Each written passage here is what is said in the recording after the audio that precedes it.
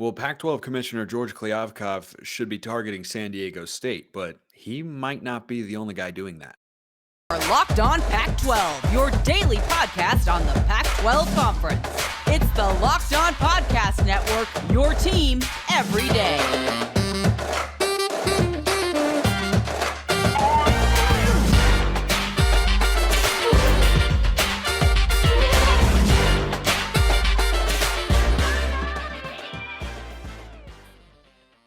Welcome, everybody, to another episode of Locked On Pac-12. I'm your host, Spencer McLaughlin. Thank you so much for making this your first listen or your first view of the day. Part of the Locked On Podcast Network, your number one source to stay up to date with our media rights-free and beloved Conference of Champions. Like, comment, subscribe, please, and thank you wherever you listen to or watch this show. 5-star reviews on Apple Podcasts. Appreciate those as well. I think I'm going to keep the media rights-free tidbit as long as we don't have a deal. And look, does one feel imminent? At the same time, yes, and at the same time, no. But I have long said here on the show and continue to maintain the opinion that the clear number one option for the Pac-12 to expand to stay at 12 teams is San Diego State.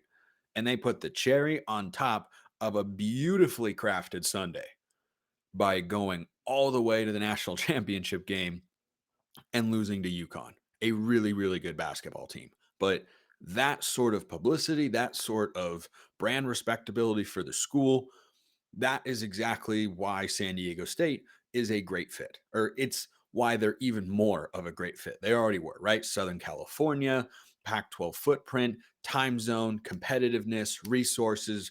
They are ready to make the jump. But the Pac-12 better not screw this up, because I was thinking about this the other day and listening to Josh Neighbors of Locked On Big 12, who makes a point that the Big 12 would also be interested in San Diego State. And San Diego State, at some level, would be interested in the Big 12, but they want the Pac-12. That's been made pretty clear. I'll get to that in just a moment. But on the surface, of course, the Big 12 would want San Diego State. So if the Pac-12 drops the ball here, if George Kliavkoff is not able to secure a deal, and if the conference starts to fall apart, or if he doesn't secure it in a timely manner, or whatever may have you takes place here, and San Diego State is left with its options elsewhere, the Big 12 is a very realistic landing spot, because the Big 12 would want them, right? It's a lot like the current Pac-12 teams. The Big 12 wants them, but the Pac-12 schools don't actually want the Big 12 as badly as the Big 12 would like them to. But would the Big 12 take San Diego State? Yeah, you have a commissioner in Brett Yormark over there who's talked openly about wanting to, get into every single time zone, which he can do because he's got the Eastern time zone with Ohio, in Cincinnati being there, UCF as well, Central time zone with all their teams, Mountain time zone. I don't know if they've got anybody right now. I'm trying to think. That's why they want to go after, some Pac-12 schools. But then if he wants to get the Western time zone and be able to have Big 12 football consumed all day long, which is a logical approach. If you're a commissioner, that's certainly what I would want to do in this day and age and in this ever evolving media rights landscape, which is why I think Boise State and Fresno State are destined to go to the Big 12 one day. I think they're perfect fits over there. But San Diego State would be too. And here's the other thing that really solidifies in my mind that the Big 12 would be interested here. The Big 12 loves basketball. That's what they're best at. Yes, they were just in the national championship game for football. But overall, the Big 12's strongest brand right now as a conference is in basketball, because they're the best basketball conference in America.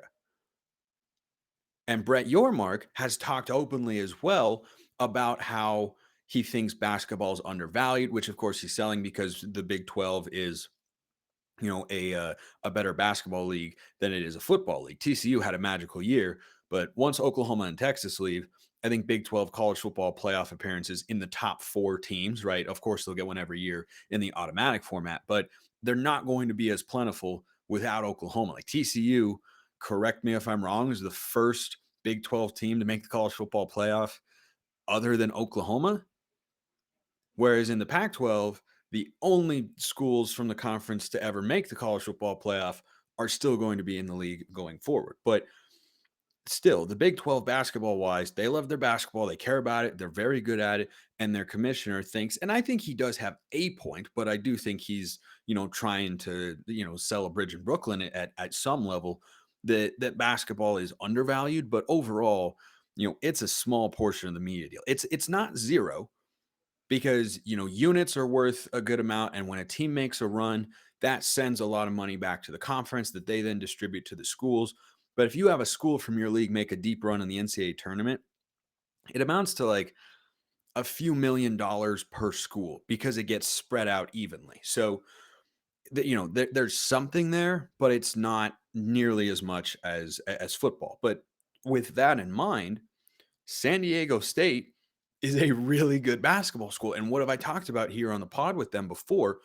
They bring more immediate value to the basketball side of things than they do to the football side. Now, it doesn't mean they bring no value to football because they've had a lot of really, really good seasons and they have beaten Pac-12 teams several times in the last few years. And if you give them Power Five opportunities, they're probably going to be able to build themselves at least into, a solid team year in and year out, or at least have the potential to do that. So on the basketball front, they would immediately be at least the number 2 program in the conference. Like, I mean, at least number 3. That's like the bare minimum. If Oregon figures it back out, no guarantees that that's going to happen. Basketball in the state of Oregon, the Ducks, the Beavers, my beloved Trailblazers, who I'm repping here on the show, not good times, not good vibes. It's just not a basketball state at the moment. So San Diego State could be really good. And for a conference in the Big 12 that wants to get into a new time zone and also loves and prioritizes basketball so greatly, yeah, I think they would 100% be interested in San Diego State. The question is whether or not that interest would be reciprocated. If you go ask somebody out on a date and she says no, you don't have a date on Friday night. You'd like to, you're still interested in her, but if she doesn't think you are worthwhile, then nothing is ever going to materialize there. So I think that's kind of the dichotomy that they'd be working with. But San Diego State has made it very clear that they are ready to make the Power Five jump and they want to make the Power Five jump. And you look at their new football stadium, you look at the success of their men's basketball program, you look at the support, energy, fundraising, money, all this sort of stuff. Like they are making a clear and present case to make the jump to Power Five. They're poised to do so. It's why I've long said that they are the top option for the Pac-12 because they bring so many things to the table, including Southern California, which is just a valuable place for universities to want to be for a number of reasons. But at this point in time, San Diego State has made it clear that they would like the Pac-12. I will tell you why that's the case after I tell you about FanDuel, because that's America's number one sports book, like San Diego State is the number one option for the Pac-12. The NBA playoffs are almost here. Now is the perfect time to download FanDuel. Plus, as you're listening to or watching this, the Masters is going on. Golf bets, wildly fun. Highly recommend. New customers get a no-sweat first bet up to $1,000. That's bonus bets back if your first bet doesn't win. Just download the FanDuel Sportsbook app. It's safe, secure, super easy to use. Plus, FanDuel lets you combine your bets for a chance at a bigger payout with a same-game parlay. So don't miss the chance to get your no-sweat first bet up to $1,000 in bonus bets when you go to FanDuel.com/lockedon. That's FanDuel.com/lockedon to learn more. Make every moment more with FanDuel, an official sports betting partner of the NBA.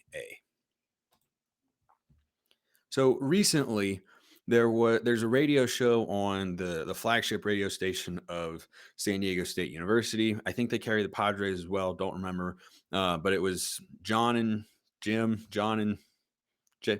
Anyway, 2 J names, right? That's got that nice alliteration. And their president was on there, Adela De La Torre. And this was when San Diego State had just won their Sweet 16 game. And she was asked about a variety of things, right? Athletics. And she said all the right things there. And, what it's been like to watch the men's basketball team and how athletics help academics and all that sort of stuff. And she was asked about conference realignment and what San Diego State's preparing to do. And the show host, I think it was John, mostly because I don't remember the other guy's name. Sorry about that. But he asked her about the idea of going Power 5, and he mentioned both the Pac-12 and the Big 12. And in her initial response, she just talked broadly about the university. But then later, as the conversation carried on, she mentioned the Pac-12 by name and said, you look at these Pac-12 universities, and by the way, this is going to drive a lot of people crazy because it always does, but here we go again. This is a Pac-12, or not a Pac-12 yet, university president talking about the realignment situation. And what she mentioned is you look at these Pac-12 universities and you have R1 institutions and you have AAU members and all the things they do on that side. And San Diego State is aspiring to be an R1 university. She was not prompted to say that, meaning in her mind, whether consciously or subconsciously, that's where she's going to mentally with regards to where San Diego State's realignment move, where she would like it to be. Now, if the Pac 12 can't present to them, I mean, any offer from the Pac 12 would probably be accepted. But if the Pac 12 can't present an offer that they deem acceptable, or if the Big 12 were to give them a bigger one, maybe they would look at it. But the fact that in the context of that discussion, without being prompted, she mentioned the AAU and R1 components, which is something San Diego State's aspiring to be, like I said. And those sorts of institutions are commonplace in the Pac 12 and they are not in the Big 12. That to me is indicative that San Diego State wants to go to the Pac 12. Is that a hot take?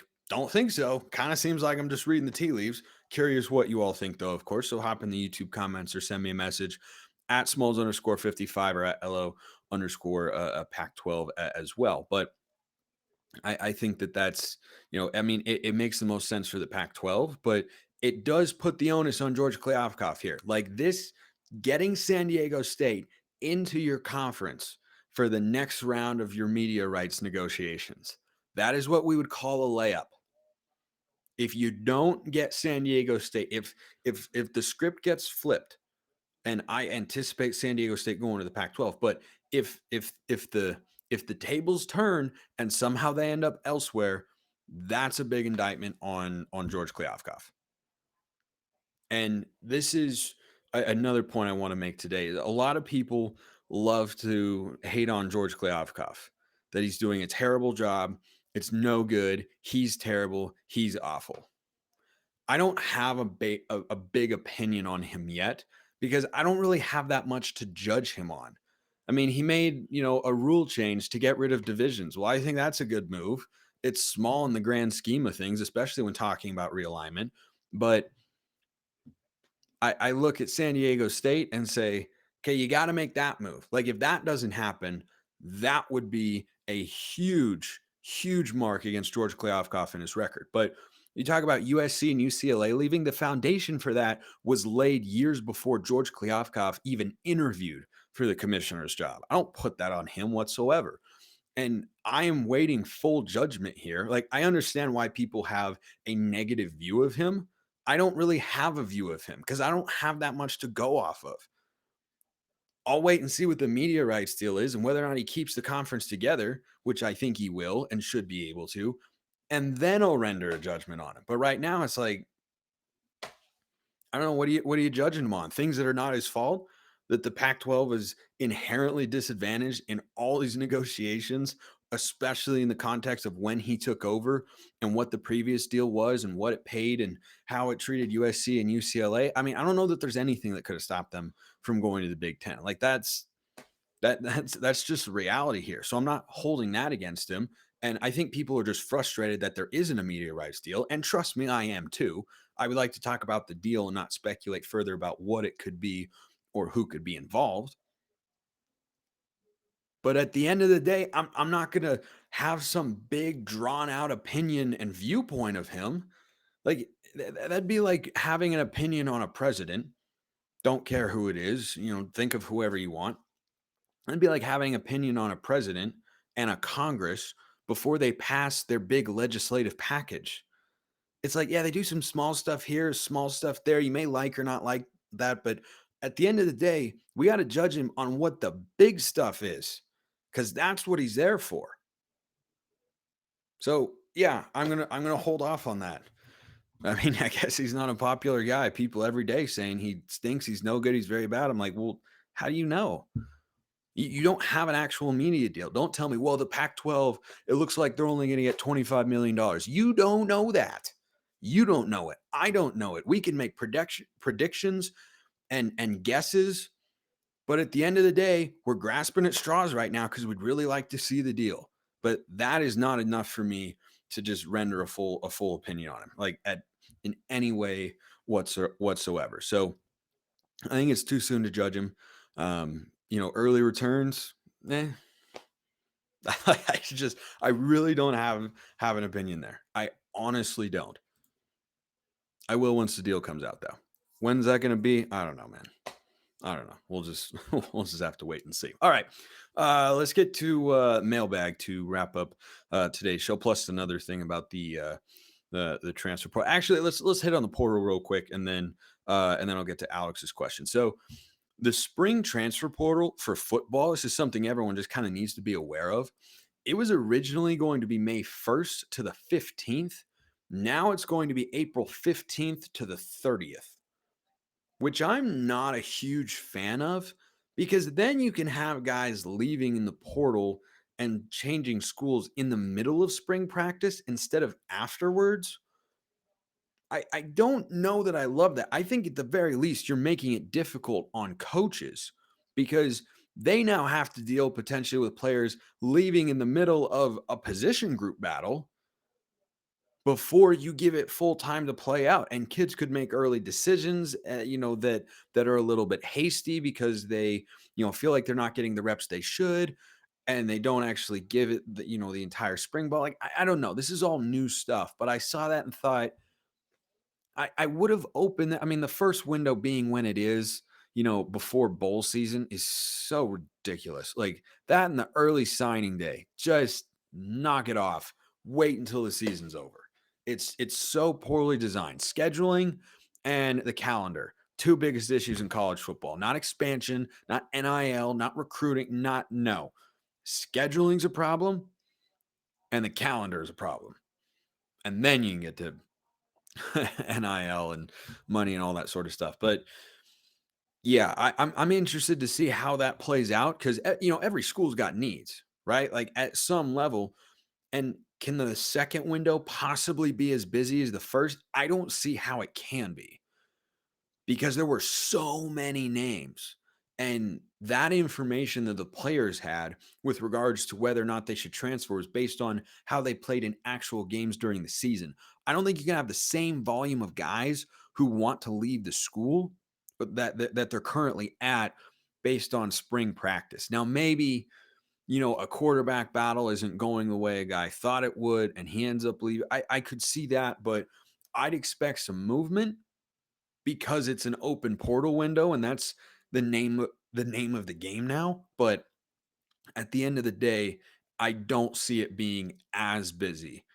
Though you could find a player here, a player there, fill a need. You're not going to see roster overhaul, I don't think, in this second portal window. But I don't like that they moved it up by a couple weeks. I thought they should have kept it when it was. Let the spring games go, get all that stuff played out, and then let kids decide. And fans who are frustrated about that sort of stuff, I get it. I totally get it. I get frustrated by that stuff sometimes. But anyway, I thought that was noteworthy because your school, whoever it is, probably going to have guys leave or join their programs in that window. Again, that's April 15th to the 30th, not the 1st to the 15th. So transfer portal, man. What are you going to do?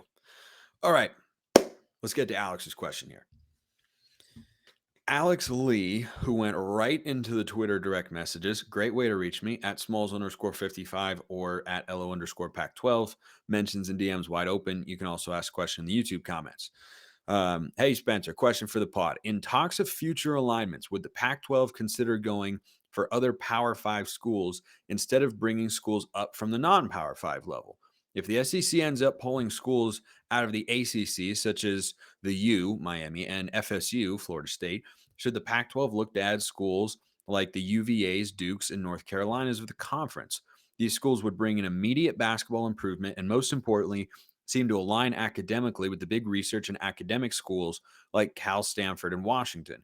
If the Pac would be willing to dip as far as Memphis or other non-power fives, seems like it wouldn't be totally unreasonable to reach into Virginia, North Carolina, etc. So I think the short answer is yes, they'd be willing to, at least from a conference standpoint. Now, what I have come to understand and what some people have told me is that the Pac-12 presidents are not crazy about stretching this thing geographically and pushing the limits of, forcing travel and increased costs and all that sort of stuff. But if FSU, let's just say, as a fun hypothetical, because that's kind of what we do here, Florida State and Miami did end up, and I think they'd go after Clemson too.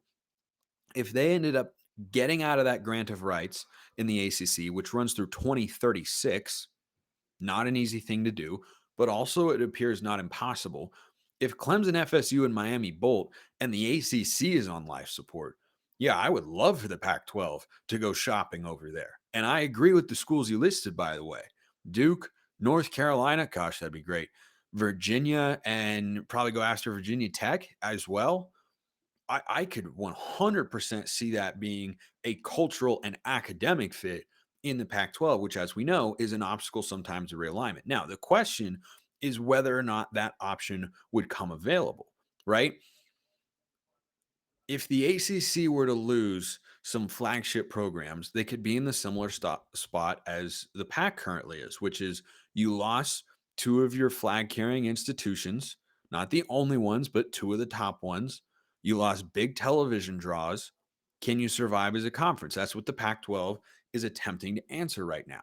And if the ACC were to begin to dissolve, I think it would be foolish to not consider the opportunity of being on either side of the country and on both coasts if you're the Pac. But then the question would again remain: what options would those schools have, and what would it cost? How would it work in, and how would the timing go with the media rights stuff? Because all the schools in the ACC have signed that grant of rights for their sports broadcasts until 2036.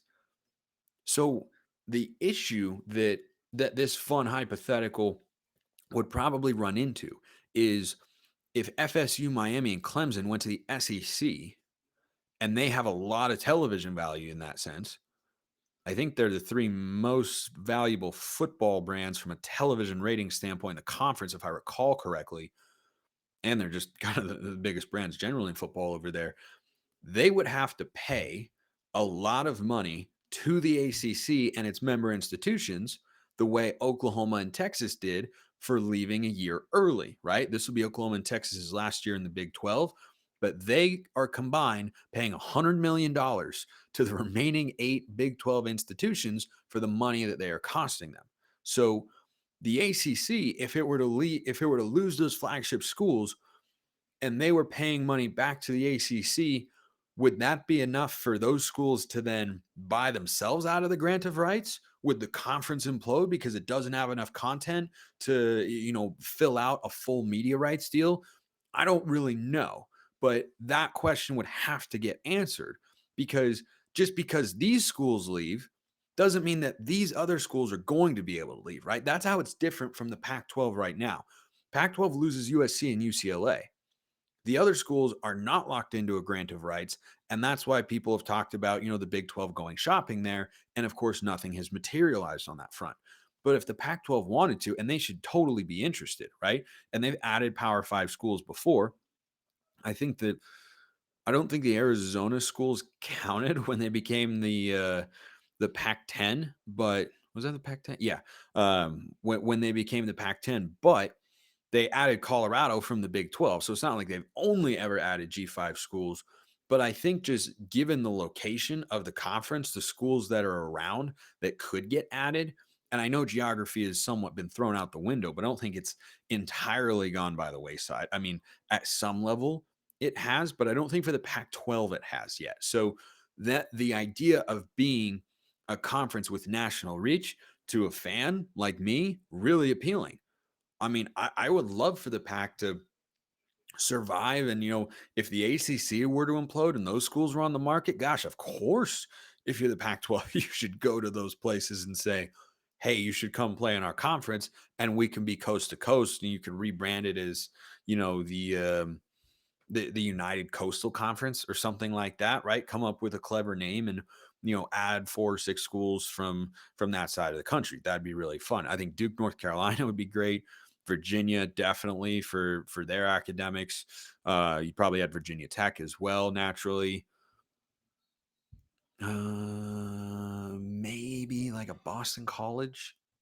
Maybe I don't know. That could be a fun conversation one day. But yeah, I think the Pac 12 does need to learn. I talked about this on a recent episode of the show, but the Pac 12 should learn from their past mistakes. And that's that this is a world in which you are either making aggressive moves or defensive moves. And the Pac 12, we know in 2021, when the Big 12 was losing Oklahoma and Texas, could have gone and tried to add Big 12 schools, might have been able to, and helped to dissolve the league at that point. Instead, the Big 12 responded swiftly, said, we'll add these G5 schools, got enough content, we can survive, and we're okay being, tens of millions of dollars behind the Big 10 and the SEC, because that's what, it's either that or you don't survive. And that's, of course, a pretty easy selection there, not exactly Sophie's choice. So the Pac 12 then decided not to, led by USC, of course. Yeah, and UCLA, but mostly USC is, from what I have read and what I have found out talking to other people, like USC was very vocal and no, we don't need to add anybody. We're good. 12 is fine. Then they were spearheading the move to leave the conference. So yeah, frustrating on that point for the fans of the other 10 schools. But USC acting in their own best interests, they've got themselves set up pretty nicely there. So just to summarize, it'd be really tricky with a grant of rights. The Pac-12 should absolutely be interested in that if it did come to pass. And I think there are schools over there that could definitely be fits. They would have to be willing to get over the logistics hurdle of being on the other side of the country. But if you can sort that stuff out, if you can be okay with that as Pac-12 presidents, then yeah, you could really, really strengthen your league over there with schools from the ACC that are not Florida State, Miami, or Clemson, who are the best football brands there. But Duke's had some good seasons. We know North Carolina was just pretty good, and they've had some nice years. Basketball wise, of course, they bring a lot to the table. So yeah, I think it would be interesting. Great question, Alex. I loved that question. I'm always down to go into hypotheticals. Again, if you want a question answered here on the show, YouTube comments, Twitter at smalls_55 or at LO_Pac-12. You ask me as many questions as you want. Some guy on YouTube who's all hot and bothered about several things sent me 7 questions. I'm going to get to all of them at some point. You'll just have to tune in then. Appreciate everyone listening. I will see you next time. That'll be tomorrow. Until then, hope you have a wonderful rest of your day.